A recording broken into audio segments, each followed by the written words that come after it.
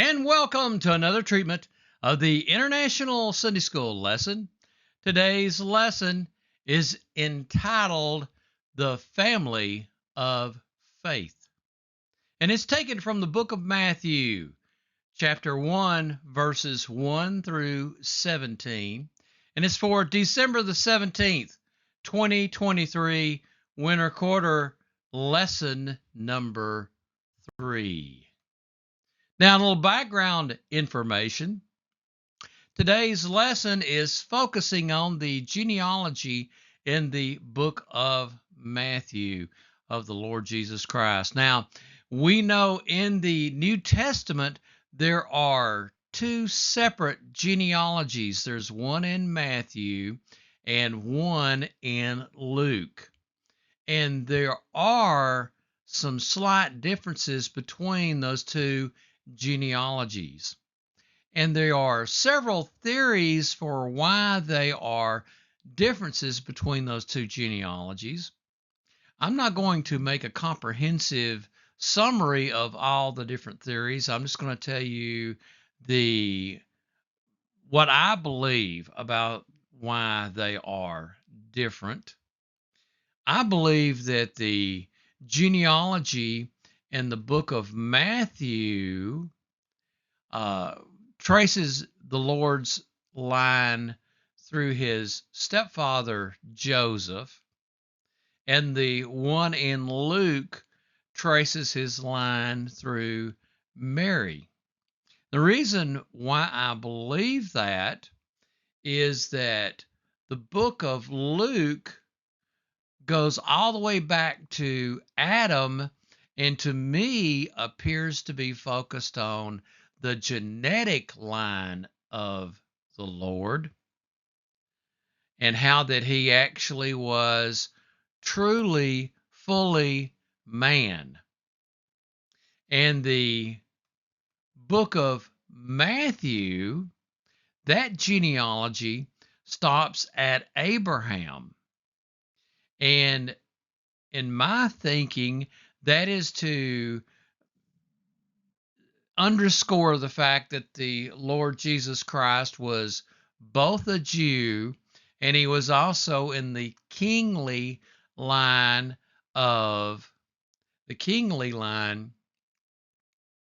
going through legal succession of the kings. Also, too, Luke says that Joseph is the son of Heli, which in the book of Luke, Joseph was the son of Heli, and that can also be used to indicate a son-in-law as well as a son.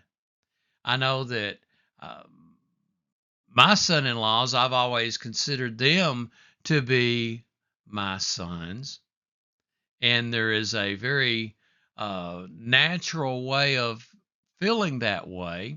And during the time of Jesus's birth, with the limited access that women had to authority and to property, that is the way, most definitely the way that they would have considered it. So the fact, again, let me just restate that again, the fact that Luke says that Joseph is the son of Heli, that may very well mean son-in-law. It's just as legitimate. Okay? Now, Matthew 1:1, the book of the genealogy of Jesus Christ, the son of David, the son of Abraham. Now, again, let's point to what we're the main focus of what we're talking about is that Jesus was a Jew and that the blessings promised to Abraham were passed on and fulfilled by the Lord Jesus Christ. And also, too, Jesus had legal royal succession to carry on the throne of David, just as was promised in the Old Testament for the Messiah to be that. Now, Matthew 1 2 through 7. Abraham was the father of Isaac, and Isaac the father of Jacob, and Jacob the father of Judah and his brothers, and Judah the father of Perez and Zerah by Tamar, and Perez the father of Hezron, and Hezron the father of Ram, and Ram the father of Amminadab, and Amminadab the father of Nahshon, and Nahshon the father of Salmon, and Salmon the father of Boaz by Rahab, and Boaz the father of Obed by Ruth, and Obed the father of Jesse, and Jesse the father of David the king, and David was the father of Solomon by the wife of Uriah. So we see here how that God, in his infinite wisdom and his oversight, looked over this line. God called Abraham or Abram out of idolatry. He was in idolatry in Mesopotamia, and God called him and blessed him miraculously. And one of the ways that God blessed Abraham and Sarah was the fact that in their old age, they were nearly 100 years old, and they were being promised a son, and Isaac was born to Sarah miraculously, and where God worked it out and worked a miracle for someone to give birth in their old age. And we know that God did that miraculously. And also, too, there was a worldwide famine that was going to strike. And God worked out all the details to get Joseph down into Egypt to make a way for his family to be taken care of through that great famine, and miraculously raised Joseph up to be the second in command in Egypt. And they stayed down there for 400 years, and the Egyptians had imprisoned them into slavery, and God miraculously worked a miracle by getting them redeemed.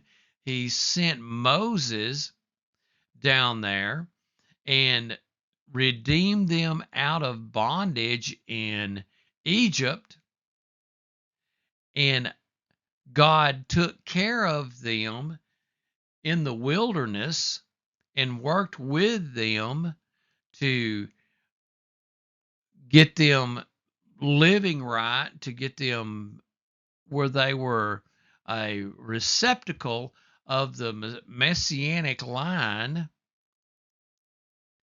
And even there are two women listed in this genealogy right here, in this part of it. One of them is Rahab, and the other one is Obed. And Rahab was actually a harlot, and she took in the um, spies, and because of that, she became a part of the Jewish people. And Ruth, that we talked about several weeks ago, was miraculously taken out of being a Moabitess, and because of the change in her heart, the change in her life, and she got in the line of Jesus. Okay? Now, Matthew 1 7 through 11.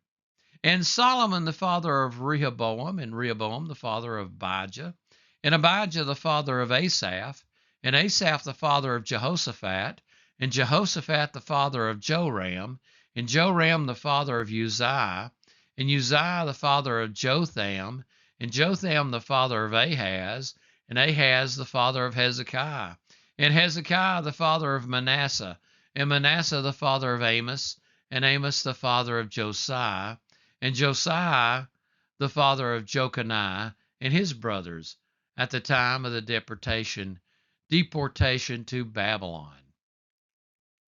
So we see how God uh, works through the line and deals with the people of Israel and Judah to redeem them, to take care of them. And we also see from reading the Old Testament how the many times that Satan had repeatedly tried to demolish the people of God and to destroy that line.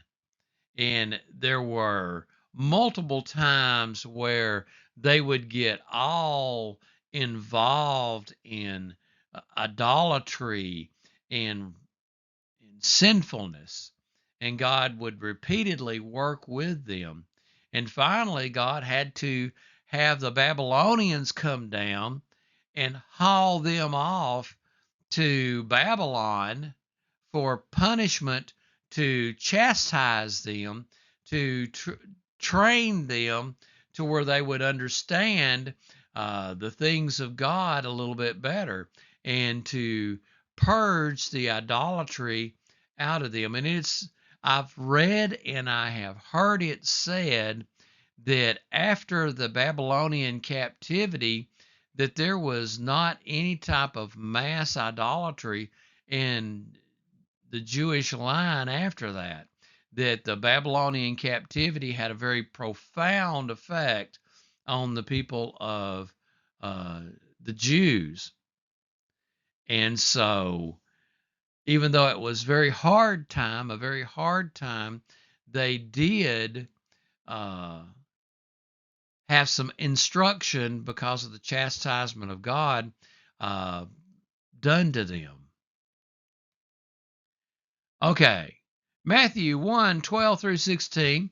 And after the deportation to Babylon, Jeconiah was the father of Shealtiel, and Shealtiel the father of Zerubbabel, and Zerubbabel the father of Abiud, and Abiud the father of Eliakim, and Eliakim the father of Azar, and Azar the father of Zadok, and Zadok the father of Achim, and Achim the father of Eliud, and Eliud the father of Eliezer, and Eliezer the father of Mathan, and Mathan the father of Jacob, and Jacob the father of Joseph, the husband of Mary, of whom Jesus was born, who is called Christ. Now, as we have read the minor prophets and all the struggles that happened during this time period, it was a period of struggle. There was even the trying to wipe out the Jewish people under the Maccabees, when the Maccabees were fighting people, and there was a huge struggle then, and God worked miracles and looked out after the people of Israel to protect that lineage of Jesus Christ, so he could send the Messiah into the world. Okay? Now, Matthew 1 and 17. So all the generations from Abraham to David were 14 generations, and from David to the deportation to Babylon, 14 generations, and from the deportation to Babylon to Christ, 14 generations. Now, I want to underscore the significance of the number 14, and that is more symbolic than it is anything, and that is to symbolize how that each of these stages was complete in and of itself, because that 14 is two sevens, and that generally speaking, in the Bible is double completeness. And so that is one of the reasons why the number 14 appears in this grouping that we have here. Now, let me give you some concluding thoughts about today's lessons. About today's lesson. The thing I want to underscore is this, is that God has a plan, and he will work that plan and make things happen even when you think things are completely impossible.